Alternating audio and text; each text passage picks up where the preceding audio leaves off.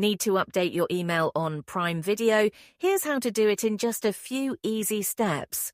Open the Prime Video app on your mobile device and make sure you're signed in. On the homepage, tap your profile icon in the bottom right corner. Next, tap the gear icon in the top right to open the Settings menu. From the Settings page, scroll down and select My Account, then tap Manage Account from the options that appear. Now, tap Edit on Amazon. You'll be taken to a secure page where you'll need to verify your identity. Enter the mobile number associated with your account and tap Continue. When you receive a code via text message, enter it and tap. Continue again.